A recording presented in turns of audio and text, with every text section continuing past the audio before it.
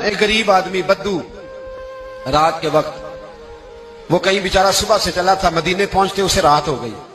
اس نے ڈرتے ہوئے نا خیمہ ہی باہر لگا لیا. جہاں رات ہوئی نا آدھی رات کو کوئی 1-2 بجے سمجھ لے پہنچا مدینے. اس نے باہر نے خیمہ لگا لیا. بیوی اس کی امید سے تھی، بچے کی ولادت کا وقت قریب آ گیا، بیمار ہو گئی. اس نے خیمہ لگایا، بیوی اندر ہے. حضرت عمر فاروق گشت پہ تھے رات کو، ساتھ ایک غلام تھا. حضرت عمر فاروق رضی اللہ تعالیٰ عنہ کہنے لگے وہ آگ جل رہی ہے تھوڑی سی، پتہ کرو کون ہے. تو آپ کا غلام پتہ کرنے گیا تو بدو نے ڈانٹ دیا، کہنے لگے جاؤ تمہیں کیوں بتاؤں. حضرت عمر خود گئے، کہنے لگے مسافر بھائی بتا تو صحیح. کہنے لگا جی چھوڑے، میں آپ کو کیوں بتاؤں، میں کون ہوں، کیسے آیا ہوں. فرمایا خیمے کے اندر سے کراہنے کی آواز آتی، کوئی درد سے چیخ رہا ہے، بتا ہمیں بات کیا ہے. کہنے لگا جی میں فلاں بستی فلاں علاقے کا ایک غریب ہوں، امیر المومنین عمر فاروق سے ملنے آیا ہوں، اور رات ہو گئی ہے تو یہاں خیمہ لگایا ہے، صبح میں ان سے مل کے چلا جاؤں گا. تو رات کو تکلیف دینا پسند نہیں کیا، تو میری بیوی امید سے تھی، اب بچے کی ولادت کا وقت قریب ہے، پاس کوئی نہیں. حضرت عمر کہنے لگے تو ٹھہر میں ابھی آیا.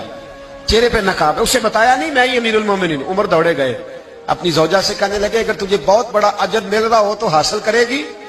کہا کروں گی. تو کہنے لگے چل پھر میرے ساتھ، بہت بڑا اجر ہے. ایک دوست کے ہاں ولادت کا وقت ہے، ضرورت کی چیزیں ساتھ لے لو. اس عورت نے تھوڑے دانے لے لیے، گھی لے لیا. حضرت عمر سے کہنے لگی لکڑیاں اکٹھی کر لیں. امیر المومنین، کونسلر کی بات نہیں بتا رہا آپ کو، میں آپ کو MP کی بات نہیں بتا رہا، MLA کی بات نہیں بتا رہا، جو 10 گاؤں کو ملا کے چیئرمین بنا اس کی بات نہیں بتا رہا. اس کی بات بتا رہا ہوں جو 22 لاکھ مربع میل کا حکمران ہے. اس کی بات بتا رہا ہوں جو گلی سے گزرے تو شیطان رستہ ہی بدل جاتا ہے.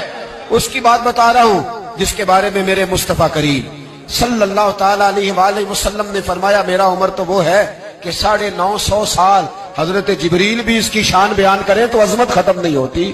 اتنا بڑا شخص. حضرت عمر نے لکڑیاں اکٹھی کی، اینٹوں کا روڑے لے کے چولہا بنایا، پہنچ گئے. آپ کی زوجہ کہنے لگی یہ تھوڑے دانے ڈال لیں، گھی ڈال لیں، اور ایک لکڑی لے کے اس کو ہلائیں، تیار کریں. خود زوجہ اندر چلی گئی. حضرت عمر باہر پکانے لگے. وہ بدو کہتا ہے میں اس طرح کا ان کے ساتھ بہیو کرنے لگا جیسے کو کسی چوکیدار کے ساتھ نہیں کرتا. میں نے سمجھا جی عمر نے چوکیدار رکھے آنے جانے والے مہمانوں کا.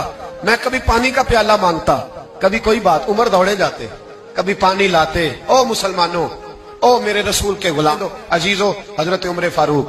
وہ غلام کہتا ہے میں عمر سے کہتا، میں کہتا غلام پانی لا تو عمر دوڑ کے پانی لاتے. میں کہتا تجھے گھی پکانا بھی آتا ہے، پہلے بھی کبھی پکایا ہے؟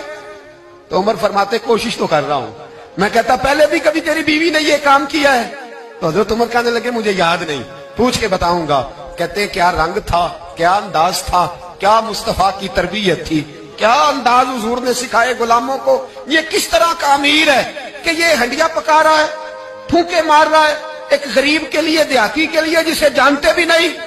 اندر اس شخص کی بیوی کے ہاں بیٹا پیدا ہوا تو حضرت عمر کی بیوی اندر سے بول کے کہنے لگی امیر المومنین مبارک ہو، آپ کے دوست کے ہاں بیٹا پیدا ہوا ہے. جب کہا نا امیر المومنین مبارک ہو تو وہ شخص کہتا ہے میرے ہاتھ کانپنے لگے اور میں اس طرح دوڑا کہ میری پگڑی گر گئی.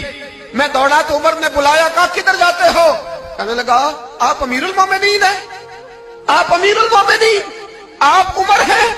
کیسر و کسرا جس کے نام سے کانپے آپ وہ ہیں، جسے مصطفیٰ نے دعا مانگ کے اللہ سے مانگا وہ والے عمر ہیں آپ، جس کے لیے علی المرتضیٰ فرماتے ہیں میں روز دعا کرتا ہوں وہ والے عمر ہیں، جس کے بارے میں ابو بکر صدیق نے فرمایا تھا کہ میں اللہ سے کہوں گا مولا جو تیرے محبوب کی امت کے حق میں سب سے بہتر تھا میں اسے خلیفہ بنا کے وہ والے عمر ہیں. عمر امیر المومنین کی بیوی وہ تو خاتون اول ہوتی ہے، وہ تو ملکہ ہوتی ہے، اور تیری بیوی دائی بن کر ایک غریب کے بچے کے پاس بیٹھی رہی ولادت کے وقت. عمر امیر المومنین ہو کے تیری داڑھی ساری دھومے سے بھر گئی تو ڈیوٹی کرتا رہا. تو سیدنا عمر رو پڑے اور اس بدو کو سینے سے لگا کے کہنے لگے تجھے پتہ نہیں تو کہاں آیا ہے، اس شہر کا پتہ ہے؟ اس نے کہا حضور کہاں ہے؟ فرمایا یہ میرے نبی کا مدینہ ہے، یہ مصطفیٰ کا مدینہ ہے. یہاں امیروں کا استقبال نہیں ہوتا، یہاں غریبوں کے استقبال ہوتے.